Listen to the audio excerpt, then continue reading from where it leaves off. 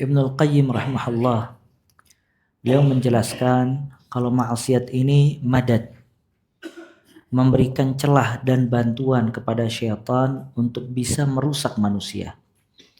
Jadi kalau manusia tidak bermaksiat kepada Allah Azza wa Jalla, dia memiliki benteng yang kuat untuk menjaga gangguan syaitan.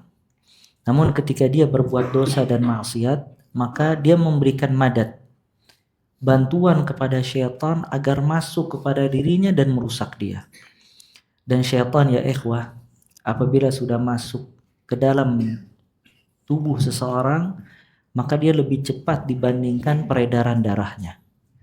Maka syaitan akan menguasai dirinya. Pikirannya akan negatif, pandangannya akan buruk, pendengarannya, semua sikap-sikapnya maka dikuasai oleh syaitan. Nah, sebab dia bermaksiat kepada Allah Azza wa Jalla, maka syaitan gampang untuk masuk ke dalam dirinya dan menggoda dia dari semua sisi. Nah, setelah Ibnul Qayyim menjelaskan panjang lebar tentang permusuhan syaitan dan maksiat memberikan bantuan kepada syaitan, maka di sini Ibnul Qayyim memberikan solusi dan cara bagaimana orang itu bisa selamat dari tipu daya syaitan dan membentengi diri. Maka beliau membawakan firman Allah Azza wa Jalla di akhir surat Al-Imran. Kata Allah Azza wa Jalla, "Ya ayyuhalladzina amanu sabiru wasabiru warabitu wattaqullaha la'allakum tuflihun." Kata Allah Azza wa Jalla, wahai orang-orang yang beriman, bersabarlah dan teruslah jaga kesabaran, warabitu dan waspadalah, wattaqullah dan bertakwa kepada Allah Azza wa Jalla, la'allakum tuflihun, agar kalian semua beruntung.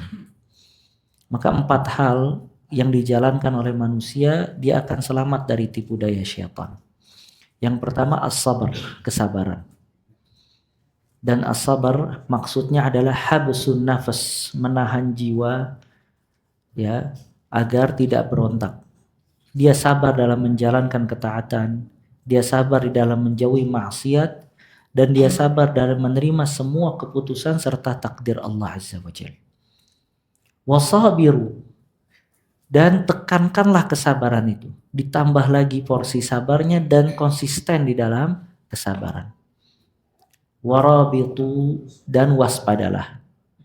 Murabata itu atau ribat itu menjaga pos atau menjaga benteng dari gangguan musuh. Makanya di dalam jihad ada namanya ribat. Ribat orang yang menjaga di perbatasan, kapan musuh itu ada langsung dia informasikan kepada pasukan. Dan ribat amalan yang agung. Nah, maksudnya ribat, maksudnya membentengi dari tipu daya syaitan. Jangan sampai mata kita terpedaya oleh syaitan, kita waspada. Jangan sampai telinga kita terpedaya oleh syaitan, hati dan yang lainnya. Disuruh oleh Allah, warabitu, waspadalah. Dan yang keempat, wattaqullah, bertakwa kepada Allah Azza wa Jalla. Dan Ibnul Qayyim menjelaskan, inti dari semuanya adalah ketakwaan. Kalau seseorang bertakwa kepada Allah Azza wa Jalla, maka mudah baginya untuk sabar, meningkatkan kesabarannya dan murabatah. Dan sabar serta takwa itu ada kaitan satu dengan yang lainnya. Tidak mungkin orang bertakwa kalau dia tidak sabar. Dan tidak mungkin orang itu dapat sabar kalau dia tidak bertakwa.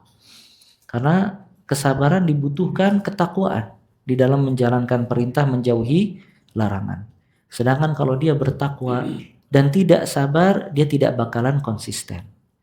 Makanya sabar dan takwa ini amalan yang agung.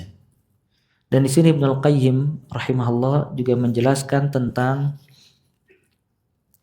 kalau seandainya seseorang tidak sabar, tidak waspada, maka dia akan tergelincir. Dan beliau membawakan misal di perang Uhud. Perang Uhud, perang yang kedua dilaksanakan oleh Nabi SAW setelah hijrah. Dan itu balas dendamnya orang-orang kufar Quraisy kepada kaum muslimin karena pembesar-pembesar mereka banyak wafat di perang Badar. Dan perang Badar kaum muslimin jumlahnya sedikit, sedangkan orang-orang musyrik jumlahnya banyak. Di perang Uhud kaum muslimin memiliki pasukan yang banyak. Cuman ketika dia melanggar satu perintah Nabi Shallallahu Alaihi Wasallam, tidak waspada, maka porak-poranda pasukan kaum muslimin. Hingga Nabi Shallallahu Alaihi Wasallam pada saat itu terluka. Maka ini menunjukkan kalau seseorang membuka sedikit celah maksiat, maka akan mendatangkan dampak yang besar. Kalau seandainya sahabat-sahabat dan mereka beristihad, sahabat-sahabat meninggalkan perintah Nabi SAW, terjadi musibah yang besar bagi kaum muslimin, maka bagaimana di zaman sekarang mereka berbuat syirik kepada Allah dan banyak melanggar perintah Nabi SAW. Nah, maka ini pentingnya seseorang untuk melawan tipu daya syaitan dan juga menyelamatkan diri dari kesengsaraan. Dia bersabar dan bertakwa. Di sini anak ingin membacakan beberapa ayat tentang keutamaan sabar dan takwa. Di dalam Al-Quran, kalau antum perhatikan, Allah Ta'ala banyak menggandengkan antara sabar dan takwa dalam beberapa ayat. Dan sebagian ayatnya menjelaskan tentang kesuksesan. Jadi seseorang apabila ingin sukses di dunia dan di akhirat, bahagia di dunia dan di akhirat, dia harus bertakwa dan bersabar. Semakin besar ketakwaan dan kesabarannya, maka semakin besar menuju kepada kesuksesan dunia dan akhirat.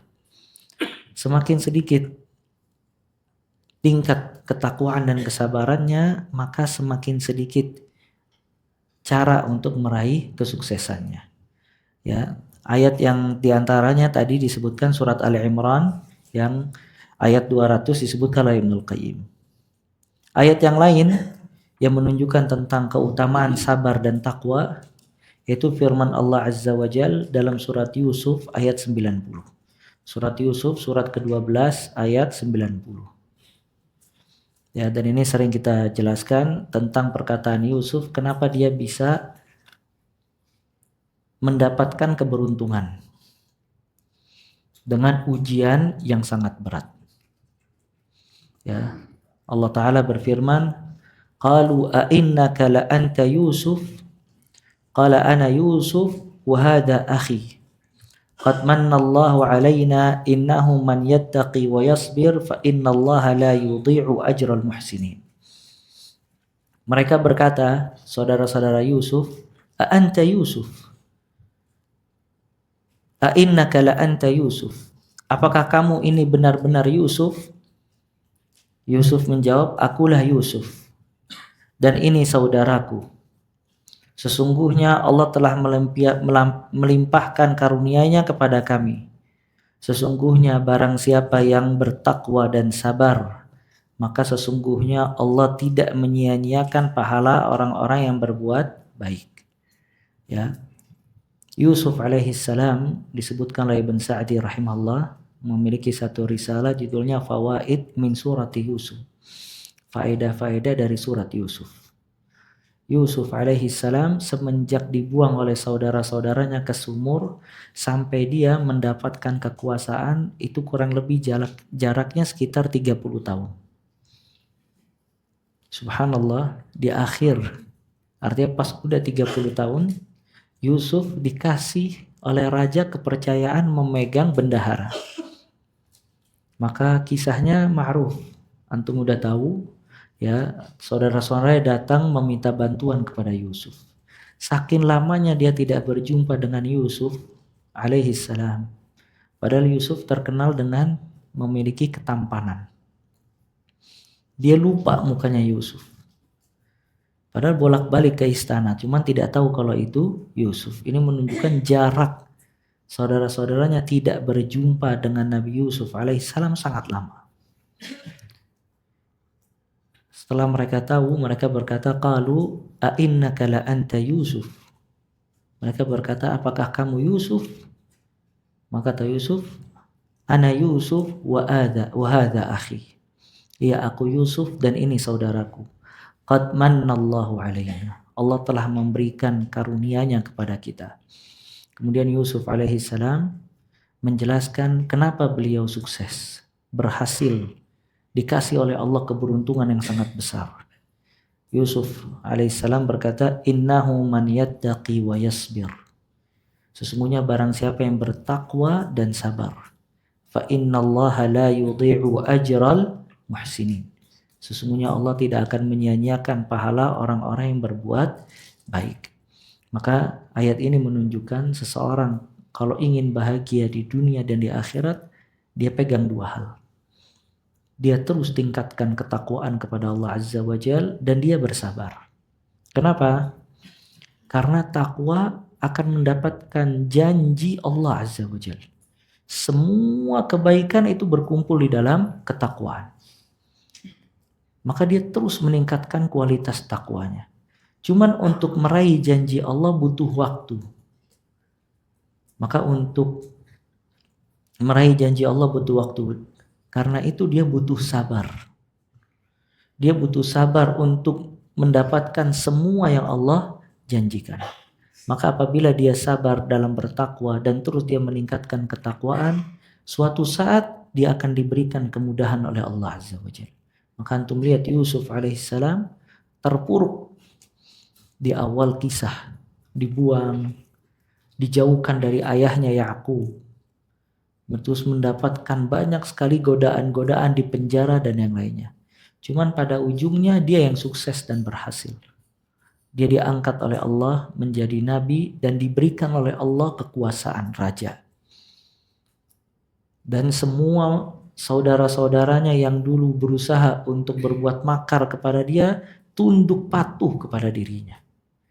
Ya, dan Yusuf memberikan maaf. Maka kebaikan dan kesuksesan itu terkumpul di dalam takwa dan sabar.